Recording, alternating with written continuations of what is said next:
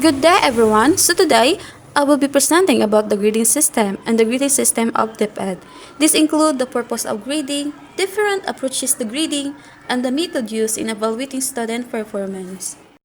So learning outcomes. By the end of this topic, we should be able to first distinguish the difference between various grading systems such as norm reference, criterion reference, cumulative and averaging grading system. Second, compute grade based on DepEd guidelines. And now, let's move the purposes of grading. Grading plays an important role in education. It serves four main purposes. First, certifying learning. Certifying learners' mastery of a specific content or level of achievement. It means that grades confirm whether a learner has mastered a certain skill or topic. For example, if a student scored 90% in math, it certifies that the learners understand most of the concept. Second, identifying, selecting, and grouping learners for particular academic program. So, grades help determine which academic program or support a learner needs. So, example of this is student with a high science grade may be placed in STEM-related program. Third purposes of grading is diagnosis and planning. Grades guides teachers in identifying learning's gap and planning intervention. Example for this is, if many students fail a topic, the teacher may retake or provide remediation. Fourth, improving performance. Helping learners improve their school performance. Grades motivate learners to improve their study habit and academic behavior. For example, a student who receives 75% may aim to improve to 90% with more effort. There are different grading approaches used to evaluate learner performance. A. Letter grades A, B, C. Commonly used to rate performance beyond objective tests. D can correspond to description like excellent, good, average, or poor. They give general performance level but may not show specific strength or weaknesses. Nakita ko kanang letter grade is a kindergarten. So, percentage correct. So, show the exact percentage of correct answer. Sa kanang title pa lang dano, percentage correct. Provides clear discrimination between learner performance level. However, it only gives a general idea and may be misinterpreted as mastery of percentage. So, for example, is this is kanang a student get a 40% score out of 50. So, that's the example of percentage correct. Third of grading approaches is pass or fail. Indicates whether students have achieved minimum learning objective. Although simple, it doesn't know show the degree of performance of improvement. So example is below 75%, it is a kanang fail na siya, then above 75% mo na siya ang pasar. Checklist is a simple evaluation tool used by the teacher to check whether the required components of an activity or project are present or not, the quality or the performance, but simply to confirm of compilation. Lastly, written description. Teachers provide narrative comments instead of numbers. This approach highlights individual strengths and weaknesses and give detailed feedback. Example for this is when we make a project or output, the teacher will be give their feedback or comment about what we need to improve or kanang usapay indot nga kanang or what is the positive nga katong gihimo nato nga output. So now, let's move the method of grading. One important types of grading method is the criterion reference grading system. So, criterion reference grading, there is affects criterion measure, affects target, and the student must achieve the target in order to obtain a passing grade in a course regardless of how the other student in the class perform. So, ang criterion reference grading di ay kay usa ka approach sa paghatag og grado nga nakabase sa standard or criteria, dili sa performance imong classmate kundi sa imong hara. So, the criterion reference grading di ay kay based on learning standard, naghatag po ni siya og fair and clear, focus on mastery of skill or knowledge, and then the student must be evaluated individually. So, there are two advantages of criterion reference grading. First, matches the learner performance with clearly defined objective. So, ang pasabot diyan na is, ang grading nakabase sa klaro nga standard or learning objective. So, the student, they already know nga kung unsay buhaton nila para makapasar. For example, kung ang objective kay student can write a paragraph with correct grammar, so the student, ang buhaton sa student ana is mo na ilang basihan kung unsaon nila paghimo ang kanang paragraph with correct grammar para makapasar sila. Second, discourages competition. So it means that dili i-compare ang student sa uban niyang classmate. Mag-focus sa learning instead of ranking. So, the criterion reference grading is naay advantages. So, napod siya disadvantages. So, first, difficulty in establishing clearly defined learning outcome and standards. So, Lisod usahay para sa teacher nga paghimo og klaro og sakto nga criteria para sa tanang student. Ang challenges is dili sa tanan panahon nga kana nga topic master na ang student. Dili sa tanan panahon nga ang tanang student nakasabot ana nga topic. So that is the disadvantages of criterion reference grading. So second, subject to error of leniency. So it means that usahay ang teacher mahimong to strike or to soft kay subjective ang pag-judge sa performance. Example, ang teacher lahi og interpretation sa excellent kay sa laing teacher. And lastly, score depend on the difficulty of test. It means kung lisod ang test, daghan ang mabagsak. Kung sayon ang test, daghan ang makakuha og taas nga score. Ang pasabot is dili siya consistent kay depende sa difficulty of test kung unsay gihatag sa teacher. Relative or norm reference grading. In norm reference grading, students' grade is placed in relation to the performance of a group. It is used in ranking and sorting learners. So, in this system, students' grades are determined relative to the performance of their peers in the same group.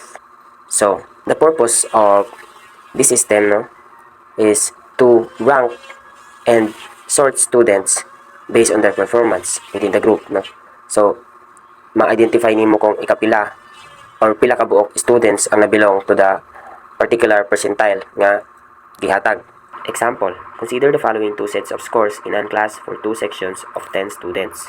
So, pangitaon na to ang 18 percentile in two sections. So, we have section A and section B, and each section has 10 students. So, first na to buhaton is atong i-arrange ang ilang scores, from lowest to highest. Then, the 18 percentile, let's divide to 100 and let's multiply it to the number of students, which is 10. So, makuha na to ang answer kung ikapila. Pila ang ikapila sa 10 students ang 18 percentile. So, 80 divided by 100 times 10 is equals to 8. So, the 8th student from lowest is the 80th percentile. So, tanaw na to ang iya grades or ang iya score. Sa section A, ang 80th percentile, ang score niya is 75. And sa section B is 90. So, sa section A, 75 below, and sa section B is 90 below. So, in 80th percentile, makita na to nga, sa section A, 75 ra ang score, and sa section B, 90 ang score. So, section B got higher score than section A. Then, let's have the further examples. Michael ranks 10th in a class of 40. Assuming that there are not ties, what is the percentile rank for Michael? So, what is the percentile rank for Michael? So, in the choices, we have 10th, 7th, 25th, and 90th. So, how can we identify what is the percentile rank for Michael? So, what we are going to do is the rank 10th is divided to the number of students of the class, which is 40, then times 100. So, what is the percentile rank for Michael? The answer is 25th. So, this is the percentile rank for Michael because 10 is the 25% of 40 students. There are two advantages of norm or relative reference grading. First, may result in higher level or more complicated assessment that can be challenging to learner. Since learners compete with one another, teacher may design more advanced or complex assessment to distinguish higher performers. Second, may ensure the distribution of grades on the basis of score in relation to one another, regardless of the difficulty of the test.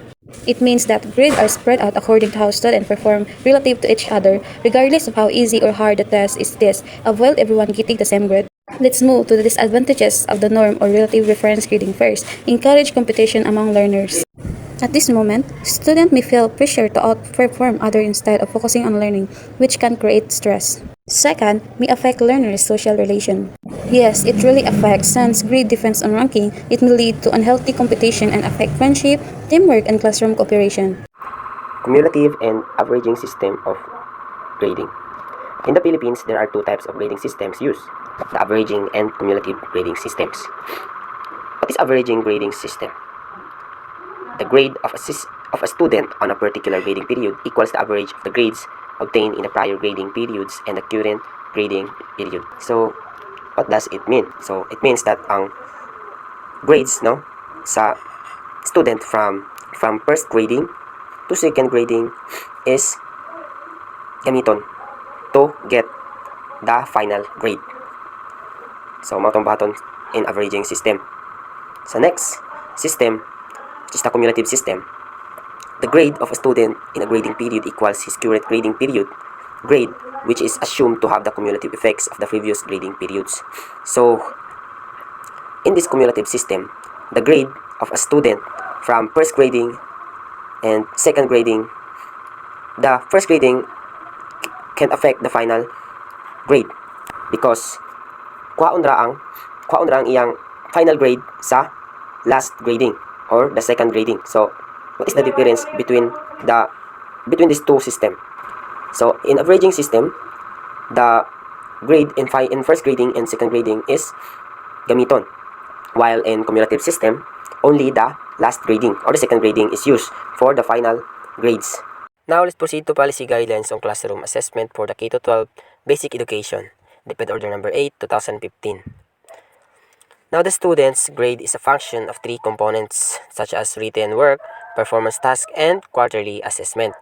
The percentages vary among subjects such as languages, araling panlipunan or AP, and edukasyon sa pagpapahalaga or ASP belongs to one cluster and have the same grade percentages from written work, performance task, and quarterly assessment.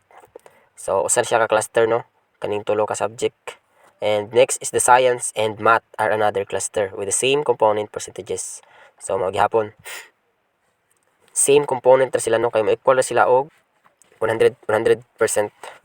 Then, next is the music, arts, physical education, and health MAPE. Make up the third cluster with the same component percentages. No? Mo-equal sila og 100%, no? Pero sa pagbutang sa ilahang sa paggrado nila, which is ang components nila is lahi ang percentages sa kada components. So, in components sa first cluster, ang written work sa first cluster is 30%, no? Katong languages, araling panlipunan o ESP. 30% ang written works niya. Nya sa second cluster sa science and math, ang iya written work is 40%. Then ang sa third cluster, the music, arts, and MAPE, 20%. So, mao nang kuha nila, component percentages nila. Sa performance task, sa cluster 1 is 50%. Sa cluster 2, sa science and math, 40% ang ilang performance. O sa cluster 3, the music, arts, and physical education and health, MAPE, ang iya kuan performance task is 60%. O sa quarterly assessment, equal para sa tanan og kuan o component percentage, which is 20%. Next is grade components for SHS or senior high school. So, sa senior high school, ingani na siya sa senior high school ang grade components. Sa components, maragapon tulo, the written work, performance task, o quarterly assessment. So, sa core subjects, ang written work is 30%, sa performance task, ang iya 50%, and sa quarterly assessment, 20%. Sa academic track, or sa mga subjects na iba, 40% ang sa iya written work, performance task is 40%, and 40% ang sa iya sa quarterly assessment. And sa work immersion, 35% sa written work, performance task, 40%, sa quarterly assessment, 25%. Sa TVL subjects, 20% ang sa written work, sa performance task, 60%, and sa quarterly assessment, 20%. O sa work immersion sa TBL is 20% and 60% sa performance task, and quarterly assessment, 20%. So, implication to teaching. The process of deciding on a grading system is a very complex one. Very complex one. The need for completeness and objectivity felt by teachers and administrators must be balanced against the need for fairness and clarity felt by students and faculty in their respective situations. Rules of a teacher is being a model, a classroom manager, facilitator of learning, motivator, evaluator of students' performance, parent surrogate, counselor, and friends. The teacher is someone who causes others to learn. Person who exerts a considerable influence in the student or other people, specifically in the children under his care. Thank you for your listening. I hope you learned something.